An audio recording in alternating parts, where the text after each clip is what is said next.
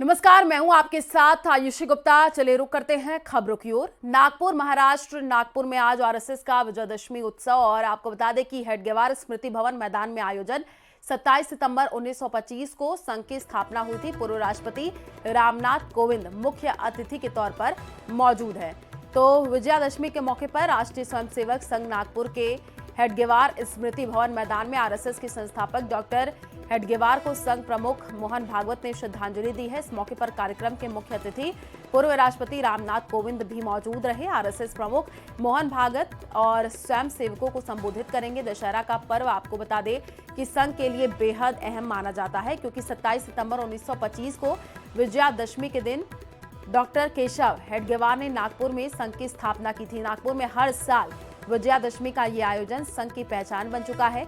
यहाँ न सिर्फ सांस्कृतिक और धार्मिक भावनाओं का संगम दिखाई देता है, बल्कि समाज और राष्ट्रहित के मुद्दों पर भी चर्चा होती है।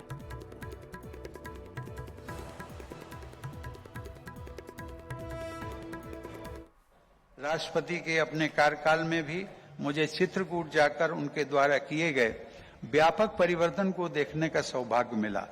आदरणीय दत्तोपंत ठेंगड़ी जी से श्रमिकों के कल्याण तथा समाज सेवा की अमूल्य शिक्षा मुझे प्राप्त हुई। मुझे डॉक्टर श्यामा प्रसाद मुखर्जी शोध अधिष्ठान में अपनी सेवाएं प्रदान करने का सुअवसर भी मिला। वहां कार्य करते हुए मुझे संघ की विचार प्रक्रिया तथा वर्तमान परिदृश्य में संघ की भूमिका को और गहराई से समझने का सुयोग प्राप्त हुआ। देवी और सज्जनों, मैंने अधिवक्ता, राज्यसभा सांसद, राज्यपाल और राष्ट्रपति के रूप में कर्तव्य निर्वहन करते हुए संवैधानिक मूल्यों को सर्वोच्च प्राथमिकता दी। संवैधानिक मूल्यों को समझने में संविधान के प्रमुख शिल्पी बाबा साहब आम्बेडकर के विचार एक दीप स्तंभ की तरह मेरे दृष्टिपथ को प्रकाशित करते रहे। बाबा साहब ने संविधान की संरचना में राष्ट्रीय एकता को सर्वोच्च प्राथमिकता दी थी। राष्ट्रवाद की भावना हमारे संविधान की धुरी है।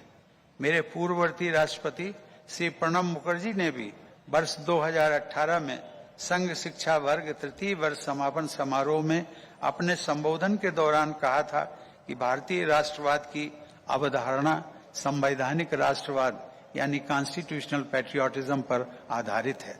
बाबा साहब भी कहा करते थे कि संविधान की व्यवस्था उपलब्ध हो जाने के बाद प्रत्येक समस्या का समाधान संविधान की व्यवस्था के अंतर्गत ही किया जाना चाहिए। मैं एक बाबा साहब का जो अंतिम भाषण था 25 नवंबर 1949 को संविधान सभा में उन्होंने दिया था, उस ऐतिहासिक भाषण के संबोधन में उन्होंने कुछ चिंताएं व्यक्त की थी, जो मुझे संघ की चिंताओं और चिंतन में भी दिखाई पड़ती है। बाबा साहब ने अपनी इतिहास दृष्टि से जो सामाजिक कमजोरी संविधान सभा के सामने प्रस्तुत की थी, उसे एक अंग्रेजी कहावत में इस प्रकार व्यक्त किया जाता है, united we stand, divided we fall.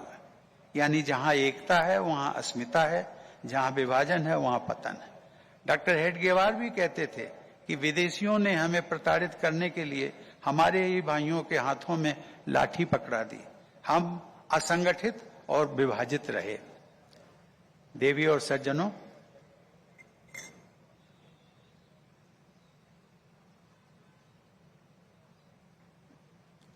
स्वाधीनता के पूर्व के राजनीतिक परिदृश्य में सांप्रदायिक विभाजन की भावना को भड़काने वाले अनेक तत्व सक्रिय थे।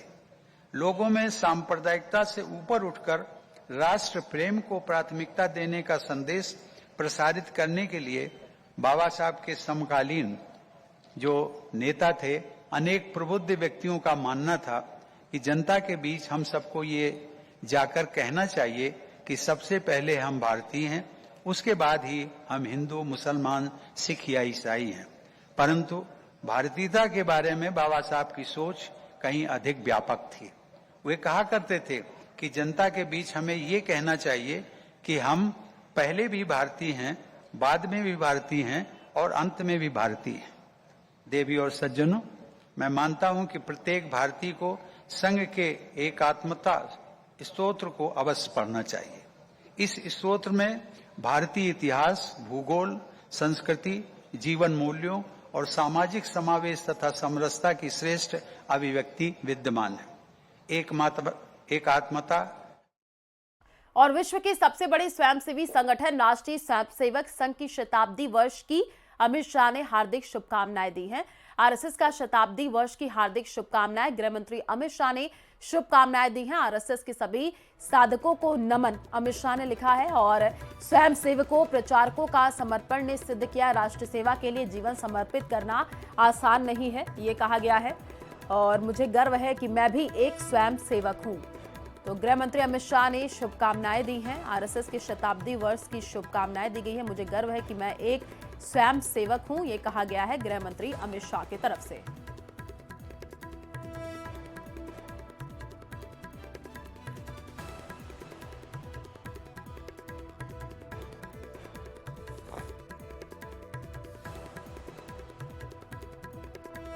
तो गृह मंत्री अमित शाह ने शुभकामनाएं दी हैं। मुझे गर्व है कि मैं भी एक स्वयं सेवक हूं, ये कहा गया है अमित शाह की तरफ से।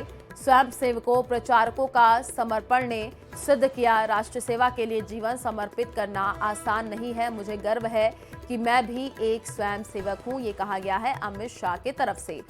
देखिए, आरएसएस के शताब्दी वर्ष की शुभकामनाएं अमित शाह ने दी हैं। आरएसएस के सभी साधकों को नमन, अमित शाह ने लिखा है। स्वयं सेवकों, प्रचारकों का समर्पण ने ये सिद्ध किया, राष्ट्र सेवा के लिए जीवन समर्पित करना आसान नहीं है।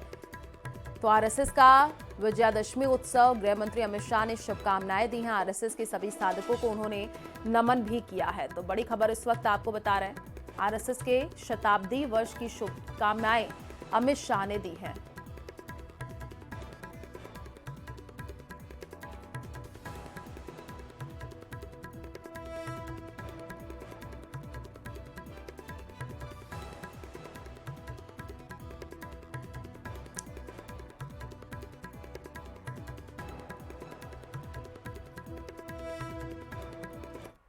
वहीं जोधपुर में सोशल मीडिया पर वायरल एक पोस्टर से सुरक्षा एजेंसियां सतर्क हो गई हैं। दरअसल एडवोकेट किशन मेघवाल के सोशल मीडिया अकाउंट पर एक पोस्टर वायरल किया गया, जिसमें आज गांधी जयंती के मौके पर दोपहर 1 बजे जिला कलेक्टर परिसर के बाहर अधिक से अधिक लोगों को एकत्रित होने का आह्वान किया गया है। ये शांतिपूर्ण सभा, धरना और ज्ञापन लद्दाख में हिंसा के आरोपी सोनम वांगचुक के समर्थन में रखी गई है। आपको बता दें कि लद्दाख में हुए आंदोलन में हिंसा के बाद सोनम वांगचुक को गिरफ्तार करके जोधपुर सेंट्रल जेल लाया गया था।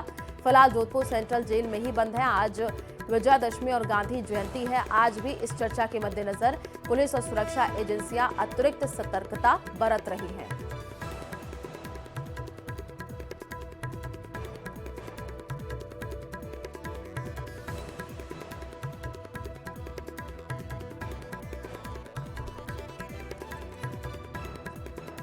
सुरक्षा एजेंसियां सतर्क हैं, पुलिस भी अलर्ट मोड पर है। आप देखिए, सोशल मीडिया पर ये पोस्टर वायरल हुआ है। सोनम वांगचुक के समर्थन में सभा का पोस्टर है। लोगों की दोपहर 1 बजे कलेक्ट्रेट पहुंचने की अपील भी की गई है।